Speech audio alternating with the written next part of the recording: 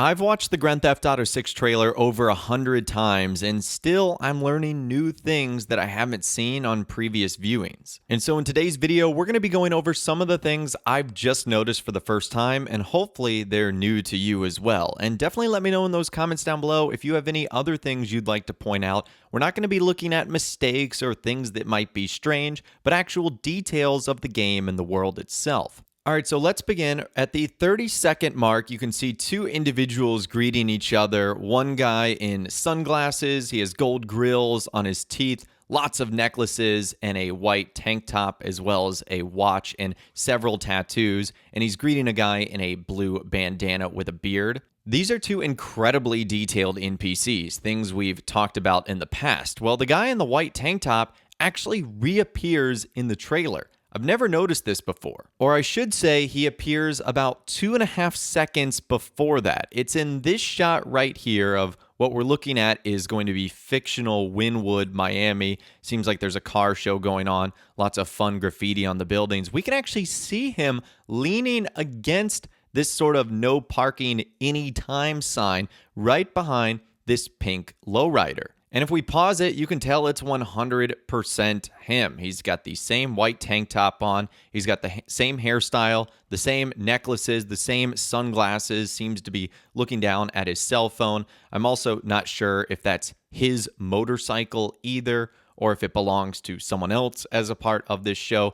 But either way, I thought that was pretty cool. So maybe he is going to be more significant than just a random NPC. He might be a stranger or freak. He might be a side character. He might be of somewhat importance to the story or of the world, Vice City, and the state of Leonida. I guess only time will tell, but I did think that was interesting, and it kind of makes you wonder, how many other NPCs do you see multiple times during the trailer? Now, in that exact same shot with this very detailed NPC, there's something going on in the background that I thought to be kind of interesting. Take a look at all the stuff on the side of the road. I know it's hard, so I'm going to slow it down as best as I can here. You can see there's like a table, there's a couch, there's like a pool inflatable in there. That's on the side of the road, which to me indicates that someone on that street has been evicted. That's a typical practice where landlords do this to tenants who have not paid their rent or paid for something on their property. They'll actually just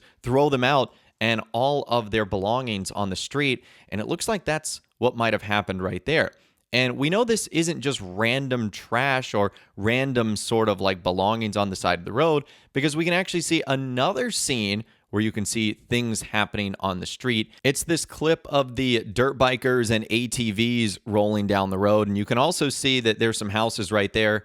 And while there might be like random things in the front yard, like shopping carts and whatnot, you don't see like massive couches and stuff like that. So I think it's an entirely different scenario all the way around. And speaking of that, there's also a detail that I noticed in the background here. It seems to be a pretty unique store that we might be able to go into. It's called Jenny's Food Depot. And there also is a flag in the background, as red on the bottom and blue on the top. And you can also see that it has a white square in the middle. This very much looks like the national flag of Haiti, which is going to represent one of the many unique cultures that we're going to see in Vice City and the state of Leonida. So I thought that was a pretty cool little detail. I had never noticed that one before either. Now, going back to one of the very first shots in the trailer, this is the beach flyover scene, and right as the Rockstar Games Present text appears on screen, I want you guys to look at this right here. It's either the brand of a restaurant or the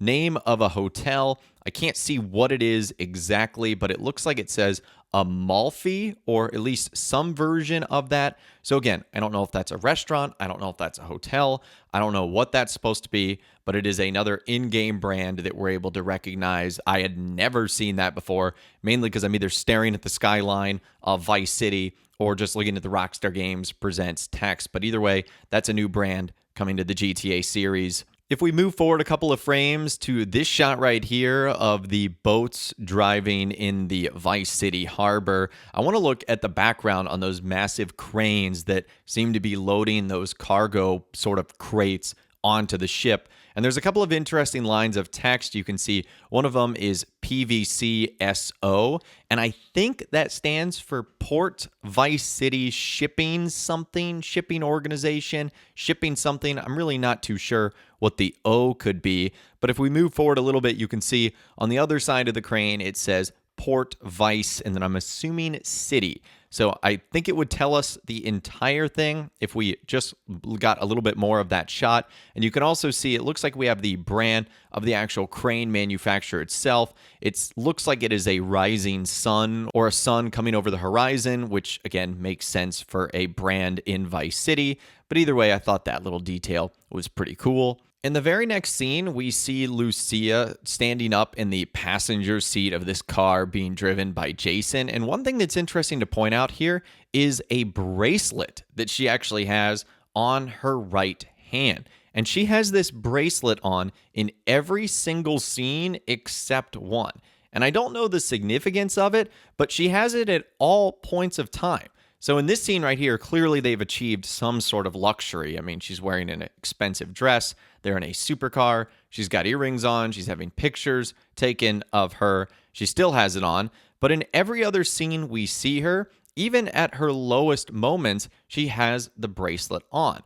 Whether it's being in bed with Jason after robbing a convenience store, she actually has the bracelet on during the convenience store robbery. The only time we don't see the bracelet is when she is in the white Sessanta Nova bikini. And that's because many have speculated that in this scene, she's acting undercover. And the difference here is she actually has a different bracelet on her left hand, sort of like a beaded ball bracelet, but the one we see in all the other shots is not there. So I don't know the significance of it, but the fact that she has it on in every single shot, even at her lowest moments, was it a gift from Jason? Is it a gift from her parents from a long time ago? Is it just a simple accessory that Rockstar kept on through the majority of the trailer? I guess only time will tell, but I thought that was an interesting detail. Speaking of interesting details about Lucia, in the very last scene where we see her kicking down the door of the convenience store, you can see it there Declasse Tulip parked outside with the passenger door open, and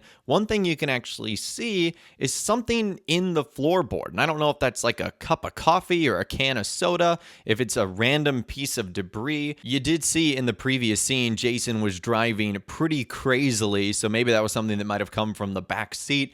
Who knows, but I found that to be kind of interesting. The level of detail there from Rockstar is insane. And in this shot of the convenience store robbery, you can see a ton of little Easter eggs and the parody that Rockstar has in mimicking real-life brands. We can see a ton of things on the shelf to Lucia's left. Like, for example, we can see this chip company called Jesters. It looks like that is a parody of Pringles. And then we can also see these, what looks to be cans of jelly, like an orange, purple, and a red or a pink. That clearly is a parody of Smucker's, a popular jelly brand. So Rockstar is going to be doing a really good job of making these convenience stores look as realistic as possible, where you can get anything from beer to chips to jelly to even t-shirts that you can see on the back wall there. So I found that to be kind of cool as well. And last but not least, there's a handful of details that we can see in the social media shots from this trailer, which did encompass a lot of the footage that we actually saw. One of them is this shot right here from Have a Vice Day, and I can imagine why a lot of people miss that because there's a lot going on.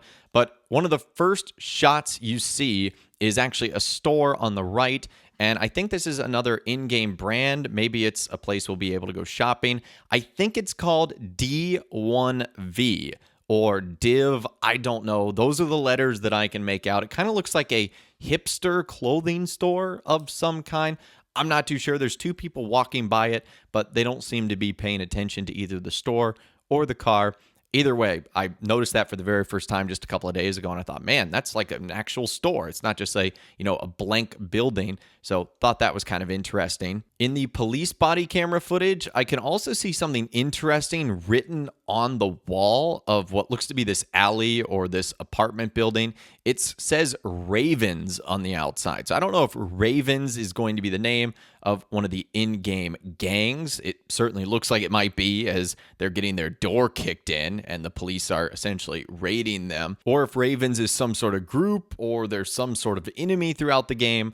Either way, I don't know, but the police are after whoever the Ravens are. And last but not least, with the crazy hammer swinging Karen lady that you guys can see here from Lucha Libre fan, one thing I never noticed, and I feel like this might be obvious, is it looks like when we pick up this shot right here, it might be towards the end of her hammer spree. As you can see, the vehicle in the background has a smashed windshield. So it looks like by the time we already saw Lucha Libre fans broadcast, the crazy hammer-wielding Karen lady had already gone to work on someone's car. So it just goes to show you that there are so many details in the GTA 6 trailer that can simply go unnoticed without watching it an insane amount of times because there is so much going on. And if you'd like me to dive into this some more, please let me know in those comments down below. And also let me know if there were some things that I missed in this video that you don't think many other people have talked about.